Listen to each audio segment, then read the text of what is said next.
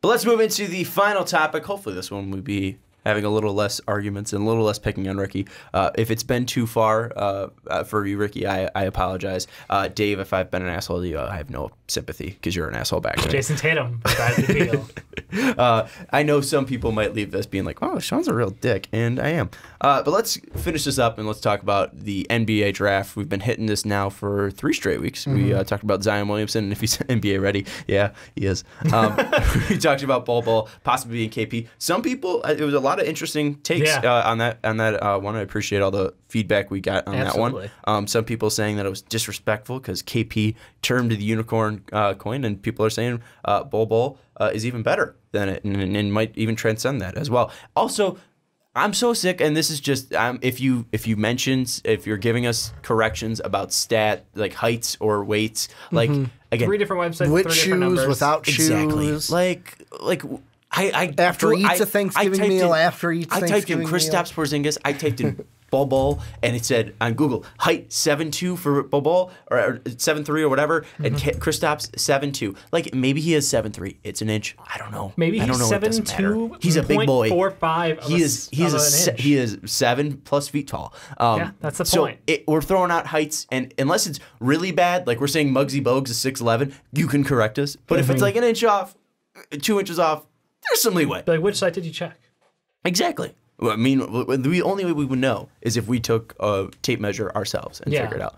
They don't allow us to do that. They don't. They kind of frown on that. No, they don't. Well, before you get into it, I just want one more thing, just kind of some promo.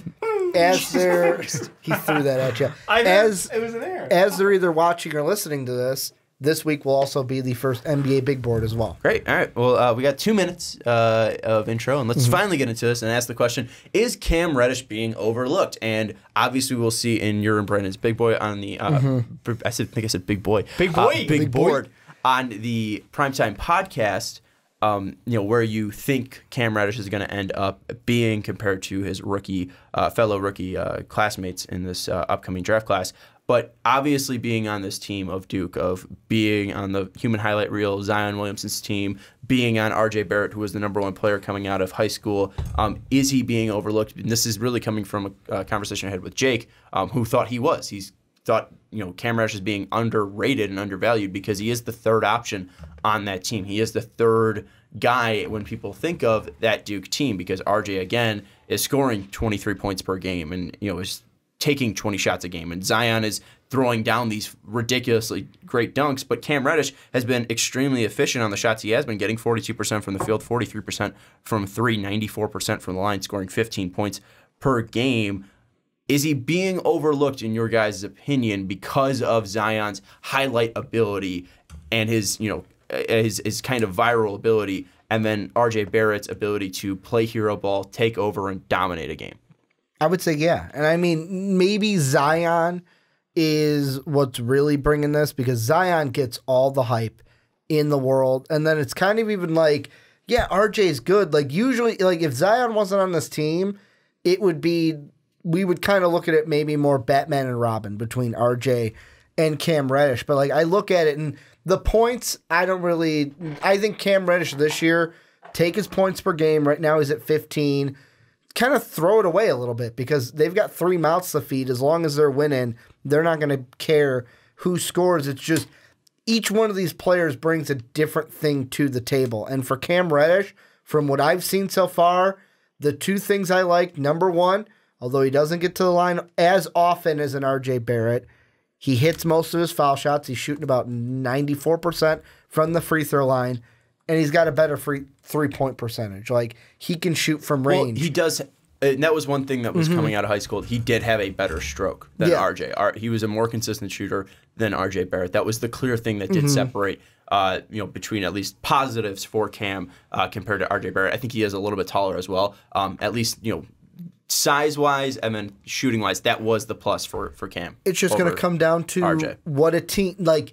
And I know in the NBA, it's, take BPA, not team need. But really, it's going to come down to, in my mind right now, Zion's number 1. And then depending on what that team needs. Like if the Suns are number 2, I would maybe take Cam Reddish over RJ Barrett because you don't need a guy that could basically do what Devin Booker does. But here's the thing with the question of being overlooked. It's not like, obviously, who would you take, but overlooked in a sense of, do you think he's not going to get the national spotlight? But no. do you think he should be? Do you think he's a player that obviously Zion Williamson has this crazy ability to have be a one-man fast break, grab crazy boards, show off his incredible athletic ability. But with Cam Reddish, we're talking about NBA potential. We're talking about NBA prospects, and obviously Zion has something we've never seen before in his athletic ability. But that doesn't mean he's going to be the best NBA player out of this rookie draft class. So Dave, looking at Cam Reddish, do you think he's being overlooked in the sense that he might be the best NBA prospect on this team, yet he isn't getting the shots that RJ has, he isn't getting the highlights and love that Zion is? Do you think he has the ability to be the clear-cut #1 player coming out of the NBA draft? I don't think he'll ever be the clear-cut because of what Zion is, just as a person. But talent-wise, I'd love to see a system that let Cam play more of a role than what he is now, because what he is now is like a huge wing who has a beautiful stroke from the outside. He's not shy to take threes all day. I'd like to see the ball in his hands more, see if he can facilitate, see if he can play make more, because what we've seen out of RJ up to this point is RJ can be a good playmaker, but he's also turnover heavy. Like we overhyped his ability as far as playmaking and ball control. So I'd like to see what Cam can do, because like Cam has the ultimate like complementary skill set. Like Ricky was saying, like you can put him on any team and he will fit in. He is a guy who can play physical defense. He can shoot the three from outside. He can stretch floors. Everything teams want. The thing is, we don't know if he can be a 1. And that's the thing is, I don't know, like Ricky said, because of the Duke team, because it's all team basketball and like he's not their spotlight player, I don't know if we're going to get to see what he can do. I want to see if he can be a possible star on a team, because I don't know if he can or can't yet. Well, that was one question I was going to have. I do want to interject real quick because I'm on sportsreference.com, and I don't know really how PER works for college, but Cam Reddish has a 25 PER. R.J. Barrett has a 20.8 PER. Zion has a chill 42.9 PER. Just a chill 42.9 PER. Yeah. Just wanted to throw that out there. But looking at Cam, you bring up that ability to be a 1. We don't know if he has that ability. And one thing, too, you brought up, him being a playmaker and not turning the ball over too much, and RJ doing that. You also look at the assist to turnover ratio, though, and right now it's like a 1.7 to 1.8 for Cam. So it's literally like he's turning the ball over more than he is, creating assists. Yeah. And RJ at least has a 4 to 2.5. So like obviously, but it's in their offensive sets. Like Cam's getting it as the you're either you're a swingman on the outside with your passes, and meanwhile RJ is the guy bringing the ball up, kind of dominating the ball. I'm just helping, just adding that to the narrative. Not saying you're incorrect, but I'm just saying that some people might bring up the fact today, that at least with the stats. But one thing though is his ability to be a 1, and if he is more talented, one thing that, Coach K's been in this game for 50, 60 plus years now, at least coaching, full time as a head coach.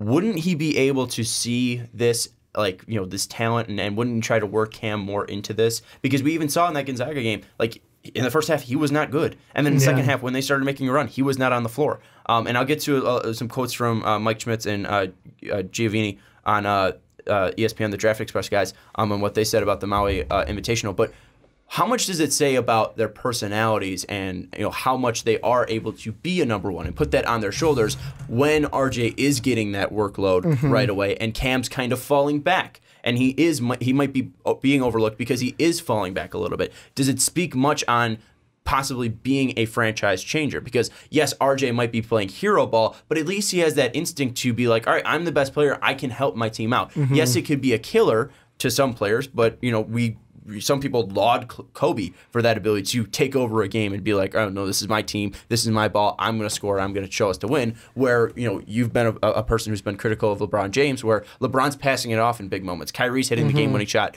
that seals the ring for Cleveland. He's passing it off down to George Hill or whoever it was. Was it George Hill in Game 1 this year? He threw the bullet pass down and got fouled, and that's what led to the JR rebound. Yeah. So because George Hill was you're bashing the pass to George Hill. So what do you think about that idea of RJ kind of having that personality of being a #1, and do you think Cam has that in him? You're not. Well, first off, we're truly not going to know. In my sense, we're not going to know if Cam truly has it in him because of we know RJ has it, and Zion is who Zion is. The thing with how you mentioned Coach K, and this is the thing that's also kind of the give and take, is we're talking NBA potential. Yep. Coach K doesn't give a crap about that. It's all like they're going to take this Gonzaga loss.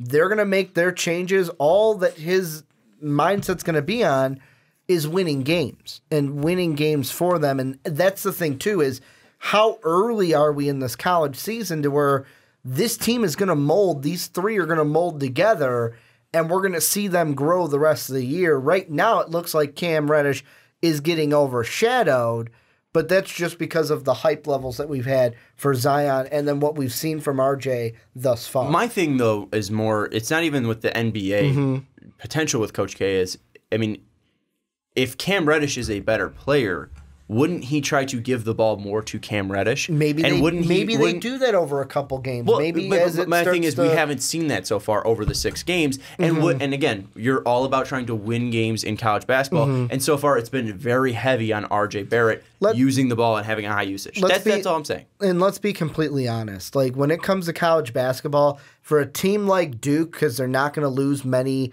non-conference games usually, the non-conference portion is just, hey, we're just going to go and play some basketball games and get used to it. And then once the conference season starts, that's basically when the real year starts and when the wins really matter because you're trying to jock for position to win that to get your tournament bid and then trying to get the postseason tournament so you can maybe get a tournament bid as well if you're a team that didn't finish in the first seed. So, I mean, the non-conference, I wouldn't take too much away from it, but what I have seen from Cam Reddish is somebody who, if like I'm an NBA team, I'm looking at it going, hey, if we got a guy that can be the alpha, this could be a guy that could be a nice complementary piece to that alpha on our NBA team. Dave, before you go off and build on what Ricky just said, it's time for more ridiculous Zion Williamson stats. Per 40 minutes, he's averaging 30 points, 14.1 rebounds, 3.2 assists, 2.2 steals, and 4-point blocks. So he's averaging 30, 14, 3, 2, and 4. It's pretty dope. Yeah, it's insane. What do you think, though, about like that at least innate ability to take over a game and being a number one? Because you brought that up of, Cam can be a, that's a horrible phrase. Cam be a number one? Have you seen that ability, or do you think it's just more speaking of R.J. Barrett's personality than it is Cam's personality? I think it's definitely speaking to RJ. And again, this probably goes for all these guys, is they've all been the best guy on their high school teams. They've all been the best guy on their, respective travel league and any of those kind of things. But like we watched RJ in the international under 18 tourney, and like he was dominant there, and that was like, oh, this kid got pegged early on in life as like, no, he's the guy you want the ball in his hands, and that's been his role. I think Cam Reddish, like obviously he's got the potential to do that at some point, maybe. But the problem is we haven't seen it because he's just been delegated to that secondary role. Like he is, that's all it is I just keep seeing him as complimentary piece. I don't know if he'll ever be a number one, but that doesn't mean there's anything wrong with that, because like people want to compare him to anything between T-Mac, Paul George, like anywhere in between. They're just tossing out names of, oh, well, this guy was like a 6'8" wing who's got a great shot from the outside. Like, that's all we know about him so far. Like, defensively, he has the body to be a good defender. He's not actually quite a great defender yet, but, like, he has all the tools to be there. So I don't know that he'll ever be a ball-dominant kind of guy, but I don't think that's a bad thing going into the NBA draft, because you look at some of these teams. Look at Klay Thompson. Like, I'm not saying, like, what he is as a player. I'm saying what he is to his team. His role, yeah. He doesn't need to be the number one. And that's what I think Cam Reddish could be is, can he be the number one? Potentially. Like, there were flashes in the San Diego State game where he would drive up, take a step back, shoot a shot, look good. And you could be like, okay, he can be ball dominant. Not in the same way as RJ, but he could. But if he comes in the league and he's a similar kind of a player as a Klay Thompson, where, know my role, I'm the number two on this team, that's not a bad thing. And NBA teams are not going to use that as a negative against Cam Reddish. Is that a top pick sort of thing, though? Is that what you want out of your like 1 through 3 pick in the draft? And you want that number 2 piece for your team? Depends on what kind of a team I am. If I'm a team like Cleveland, is Colin Sexton, Cleveland, Phoenix, and Atlanta. And Atlanta. I mean, if you look at it, if I'm Atlanta or Phoenix, I'm not using that as a negative because Atlanta's thinking that Trae Young's their guy, and Phoenix is thinking Devin Booker is their guy. Yeah. Cleveland's the one where it might be a negative because Colin Sexton is so raw to where, and it feels weird to say that because he's just as raw as Trae Young because they're both rookies. But he's just worse.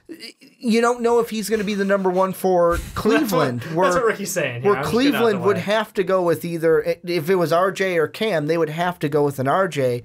over a Cam Reddish in my mind. I have another crazy Zion stat. If you look at players with over 138 offensive rating and an under 90 defensive rating, and you sort it by per, Zion, clear number one winner. The only other guys have 3. The only other player that is actually notable that hasn't played less than 20 minutes is Anthony Davis. But I agree in some ways, but I don't think it's only been 6 games, so we can't say Cam can't be a number one. No, I think we haven't seen it up to this point. Yeah, but it's even to that point where we might never see it in college, and I think that doesn't mean he can't be a number one player. And again, we really didn't see Jason Tatum be a dominant number one guy. Like say Grayson and Luke Kennard. In college, and he ended up showing the potential in the NBA to be a number one guy, or at least a potential number one guy. And Donovan Mitchell, he didn't jump out to be a number one guy in college. He did end up playing that role in number one. But immediately he showed it in college, and in the NBA, and we weren't really expecting it. Yeah. So I think that's one thing that we could see is these guys do take different roles, and they're trying to fit the system, and they're trying to win. And we've also never seen this much talent on a college team. If you're saying the Fab Five, you're just dead wrong. There was one great player on that team. It was Chris Webber. I couldn't name you the other 5th guy. Juwan Howard was a good starter. Jalen Rose was a good starter. College-wise, they were some of the best the whole point talent was we've seen. The top talent going into the class. Yeah. But it was pretty impressive. But also But this is literally 1, 2, 3. Yeah, I think by the end of this, we're gonna have 3 top 5 picks. I don't think Jalen Rose is a top 5 pick. We could see Howard 3 top 3 picks is what we could see. Yeah. Yikes. And we've looked this up. I think it was Anthony Davis and Michael Kidd-Gilchrist were the only back-to-back 1-2. There was never, I think, from the same college, 1, 2, 3. And we could see that for the first time. For the 1-2 there. Well, Michael Kidd-Gilchrist. But it was also a weak draft class outside of Anthony Davis. He's just a hitch away from being a fucking two-way player, man. Yeah. Well, and here's one thing. Jalen was 13th overall. I think C-Webb was 4th pick. Juwan Howard was actually weirdly high for what he ended up being. Because I think he was a top 5 pick. Yeah, he was 5th pick in 94. But other than that, I can't name the other 2 guys on the Fab Five. But I think we'll at least be able to name 4 of the guys on Duke with Zion, Cam Reddish, Ray Jackson, and Jimmy King. Yeah, I don't know those guys. I'm going to be honest. My dad could tell you. But it was 5 out of the top 84 officially. This was 1, 2, and 3. Yeah. Well, they had Chris Webber and Jalen Rose were 1 and 5. Juwan Howard was 3. So they had 1, 3, 5. This is 1, 2, 3. Yeah. So that's again. I know, it's a little better. I'm just saying, there's going to be people that come back. I mean, Jalen Rose may be one of them. I don't think Jalen Rose listens to this fucking podcast, but he might come at me and be like, "We were the better team in college basketball." He already is saying that. I know. Jalen and Jacoby. I'm bringing it up. Jalen has said that Zion wouldn't even be in the Fab Five. Didn't he say that? Yeah, he was just wrong. Though. Didn't he say that? You know who Zion would probably kick out? Jalen. No. Maybe. Okay, Ricky, if you're building the team and you're saying young Jalen Rose or young Zion Williamson, who are you taking? Pretty good. You got to look at it though. Jalen played the Cam Reddish role, and I would say maybe, and this is me, and I know hardcore Michigan fans are going to hate me. I may say Ray Jackson because the thing with Jimmy King, you got to remember with that he was one of the top recruits. He was one of the top recruits in that class from Texas, and they actually had to kind of be like, hey, come and play with us. But Jimmy King was a 2nd-round pick, and Ray Jackson was undrafted. Yeah, so I don't remember shit about him. But I'm just saying, if I had to pick between Jalen Rose and Zion Williamson, I'll take Zion. We know now. I mean, look, Jalen Rose had a good career. He's a 20-point game scorer for a couple of years. He's on a Indiana was he an All-Star? He did make an All-Star, I believe. Shout out Jalen Rose. I believe he made 1. But yeah, he was a pacer. He was a bull. Yeah. I love those years. Yeah, I don't know. With Cam and Zion and even R.J. too, it's tough to really say that he might have those glimpses where he's a really good player. But I don't think he'll ever have the chance to be number one. I think we'll find out, though. I do think we'll get the chance to because, like what do you think will be the tipping point then? It's tourney time. Like, as soon as we hit conference tournaments. Like, I'm not even talking, like, March Madness. I'm talking conference tournaments. I'm going to say conference play. You think just conference play in general? So, like, in a couple weeks? But, I mean... Not just in a couple weeks. Just, it's going to start with conference play and go all the way through. But, I mean, right now, you're playing in your biggest game. Possibly the biggest game you'll play all year. Yeah. Because I think this was probably bigger than the Kentucky game because this was a more proven Gonzaga team with what they did last year as well. And Cam wasn't around. Cam wasn't a prevalent part of that team, and I think that speaks volumes. And maybe it will change with how that game will end up going. But I worry about Reddish's ability to really shine. Where RJ, he might be shining in bad ways, but at least he's shining. Any press is good press, and I like that ability to be like, I have the talent, and if I'm off, but I'm still better than anybody who's on. And it's helped when Zion's cleaning up the board, but also I don't feel like going to Zion too often. On every other possession, they should have gone to him more in the last 4 minutes. That's the thing is like when they lost that game. Like, do you look back at that game, and go, man, I wish we would have got more R.J. Barrett, or man, they really should have just ran that shit down through the post to Zion. That's sort of like you look at the losses. That's where you find out like what's a player really going to be like when your team's down 10. Like, what's their attitude when they're if you ever get in the case where Duke is being blown out by somebody, God forbid, like. What's their reaction to that? Because I get it, they're young kids, but like that's how you find out what they're made of, really. Like if Cam is out there like fighting for the ball still and like posting up, trying to get threes in the corner, then absolutely, like that's the kind of guy you want. Well, and here's one thing that came out too with the Draft Express guys that I was kind of teasing a little bit. They put out a thing that it was NBA draft scouting. What's changed in the number one pick race? They pretty much talked that so far Zion is looking like the number one pick. Just with his athletic ability and his upside. But then they go into an R.J. Barrett and Cam section. Schmidt says, these two had polar opposite showings. In Maui, Barrett lost considerable momentum due to hero ball, while Reddish was unable to capitalize on the buzz he generated through 2 games by no showing in the Gonzaga bout, leaving teams wanting more. Leading up to the Gonzaga game, NBA scouts questioned Barrett's willingness to make others better, his shooting consistency, and his overall upside as number one pick. Barrett strengthened that argument when he took 5 shots in the final 57 seconds, all misses, more or less icing out his teammates and looking extremely clunky in the half court.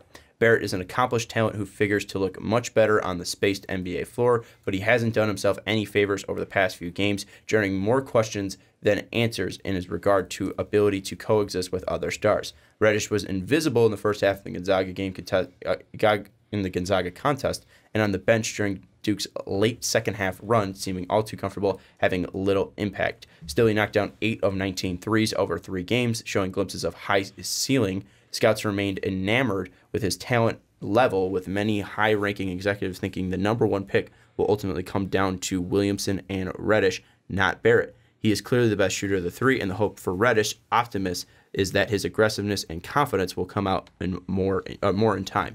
He and Barrett seem to be in a battle for number 2 right now. The big 3 all get the pub, but Tre Jones is quickly proving he deserves far more attention. He played an outstanding game against Gonzaga, moving the ball, competing defensively, pulling up in the lane, and finishing with craft around the rim. Should Duke make a title push, it wouldn't be surprising to see Jones make his way into first-round consideration. I don't know about that because we all thought he was a top 15 pick for a little bit for Tre Jones, just to throw it out there. But what are your thoughts, at least hearing that? Well, and the thing that's interesting, I'm not going to go into the article, but there's even one from the Duke site on Fansided where they wrote about Tre Jones proving that he can become an aggressive scorer. So we're already seeing that from him. That kind of just triggered what you saying that. But like, I could see what you said where it's Zion and Cam 1-2, and then RJ is that third pick, because to me it does not matter. I know the big thing like that we started earlier is, can he prove that he can be the number one?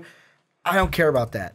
What I do know already is that on the few shots that he has, he can hit from the field, he can hit from 3, he can shoot from the line, and he can rebound, and he can play some defense. With that alone, I'm looking at that going, if I'm the number 2 pick, I would take that over a volume scorer like R.J. Barrett, because if many people are going to compare, because obviously you are, because Kobe was also a volume scorer, is a volume scorer going to work in this NBA, or are you going to go with a guy who, hey, this guy can shoot, and this guy looks to be able to fit into the NBA that we're in right now. See, that's what I think it may come down to. I disagree with calling him a volume scorer in R.J. Barrett because, yes, he's taking a lot of shots right now, but shooter. I think like he's going to be a guy that I think pans out to be a number one, and if he's a number one, you want him taking a ton of shots. Yeah. So I don't think it's a bad thing. I think the thing that really jumps out to me is his ability to play with other stars, and that kind of questions his ability to transfer to the NBA.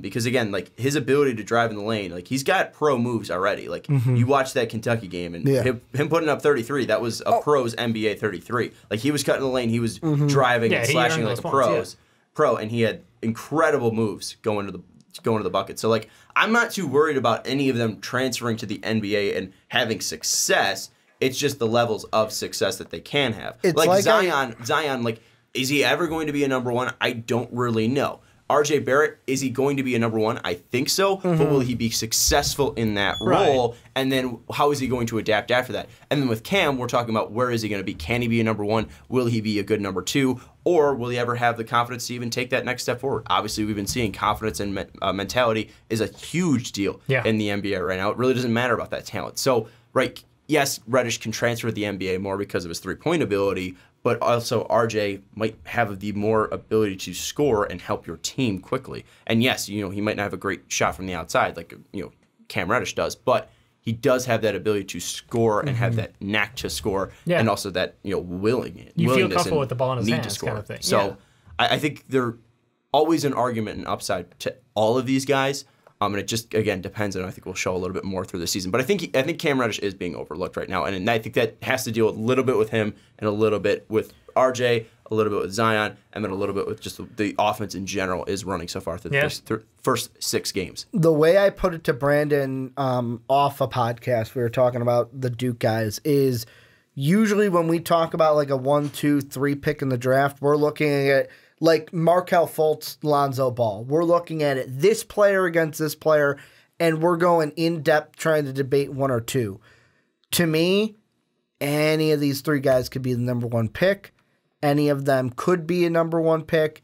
We're splitting hairs. But like this year is just going to be splitting hairs between the 3, justifying which one you want to be number 1. It's apples and oranges. That's the problem. Like last year, you had point to point. This year, it's 3 different wings, and we don't even know. To be fair, it's a wing, it's a potential maybe wing, a wing and it's or 4. Who the That's why hell it's knows? apple and oranges. Maybe it's like apple, and then not even like an orange. It's apple, like oranges, bananas. no, I think it's like apple, orange, and then like jackfroot. Yeah. Like it's something like grapefruit, weird piece of as cake. fuck. Yeah, Piece of cake. Piece of cake. apple, IPA.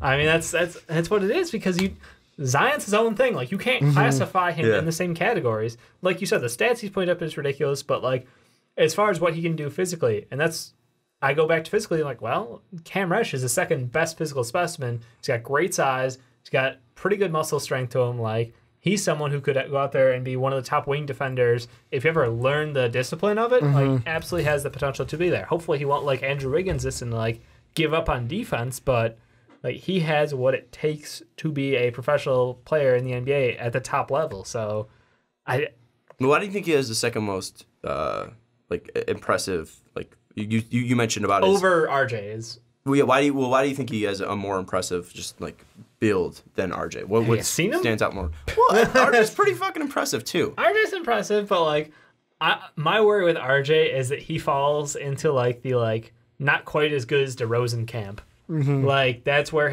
and maybe it's just because DeRozan as of late has been playing really well. So like his last couple of years have been excellent, and obviously like my expectations for RJ shouldn't be at where he's at now, but where he's at, as a young player coming into the league.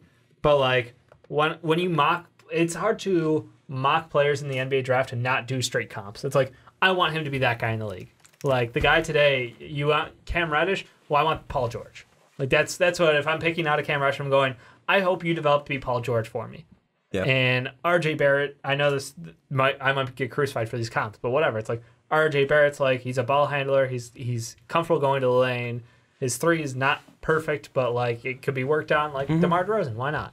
You know? Well, but even then, you like, go Jimmy Butler. You could go anywhere you want, but like he doesn't have the same defense as Jimmy Butler. That's why I lean more towards the DeMar side. RJ, though, I mean, it could be even such a simple tweak like Jason Tatum made, where Jason wasn't that great of a 3-point shooter in college, and then the next year he's coming out and shooting 40% from three. Yeah, so one, two, great shot. That could be a quick fix for him. I'm not too worried about that. No, I'm not worried. I'm just trying to. That's where my mind goes, and it's like, who would you rather have on a team today? And that's I'm just doing straight comp is DeMar DeRozan or Paul George, and like a dominant Paul George is very, very good for any team you put on. You can put him on 30 out of 30 teams. Yeah, but I think RJ has more like, and this isn't a bash to DeRozan because DeRozan's so good offensively. Yeah. But I think he has more overall game than DeRozan does, I feel like at least potential-wise.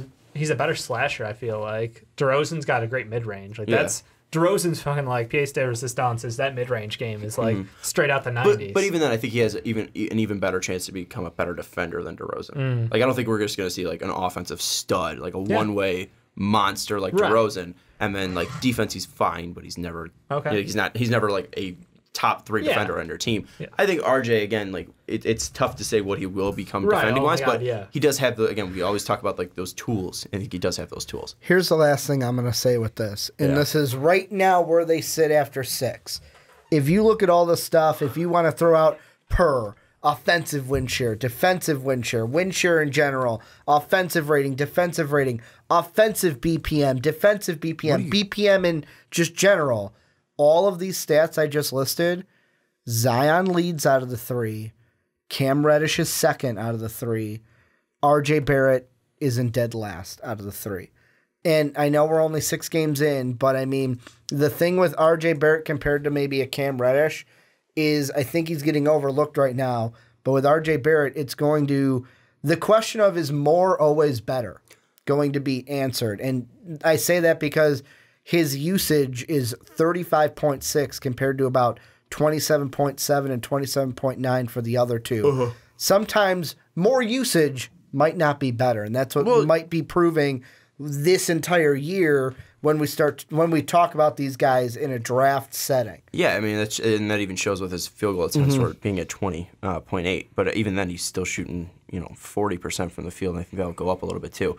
I just think that again with RJ, you're talking about more is less, and I think there is an argument to be made there, but I also think that we do need to see more from Cam Reddish because he hasn't shown that ability where he has talent, he has skills without a doubt, but also does he have that next level ability to be a number 1 for a team? And if we're talking about number 1 pick, which Zion and RJ were talking about before season, he hasn't shown me that yet. And although RJ has struggled, it has only been 6 games. And although he has struggled, he has had some fucking phenomenal performances. He went up in his first game in college and did that to that Kentucky team. And no one was complaining about that. Everybody loved it. Some people were saying it was a better performance than Zion. And yes, he's going to have rough games. He's going to have ups and downs. And obviously right now he's in a bad stretch. Over the past 4 games, he's shot like 30%, I think, from the field, or a little under 38% from the field. He hasn't been great, but also he can turn that around. We might see a week where he's putting up like 35. So yeah, absolutely. I think there's going to be highs and lows with R.J. Barrett. But his highs are going to have been much higher than Cam Reddish's, and I don't know if Cam is ever going to hit those highs that RJ has hit so far. That's my biggest thing. Where Cam might be more consistent, but also RJ might have those higher peaks than Cam will ever have. True. Dave, you got any final thoughts? No, I think that pretty much wraps up. We were so early into this college season. We got to just see it play out. I want to watch them play so much more. I need more than like 1 game a week. This is killing the college basketball. The tournament was great. The conference play, then we'll get into the consistent 2-3 times a week. That's what I need. Jonesing for it. I got the NBA schedule where we're just laying down game after game after game right now. I'm just saying that with Duke coming to Notre Dame, I know it's a lot of money, guys. But it could be well worth it. It could be well worth it. I'm just saying it could be really fun to go. We could watch the number 1, 2, and 3 picks in the NBA draft play.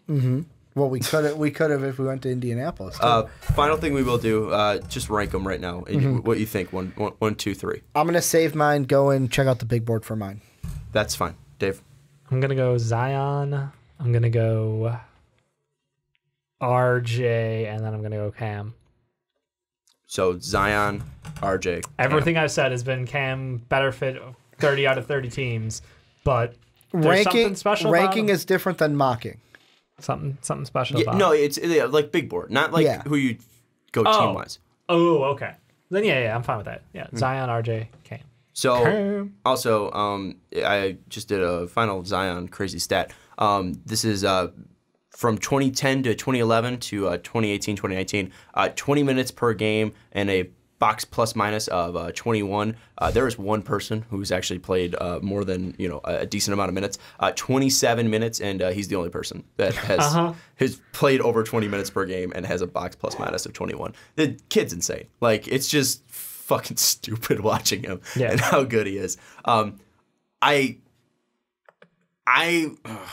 I struggle with this because it's so hard to deny Zion's highlights.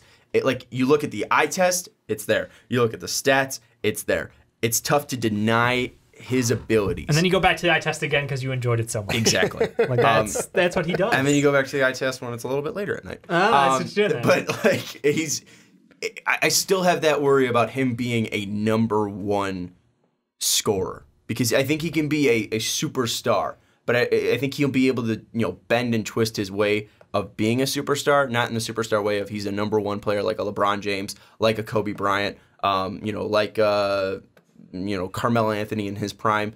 But I think he does have that ability to be a guy who's definitely in the limelight because of his talent, but I don't know if he's ever going to be that number one star. I mean, it's been shown so far through his three-point percentage. If there's anything that does not stand out at all, it is his shot, because I know some people are like, oh my God, look, in that Kentucky game where he hit that three. But since then, he has hit 1 3.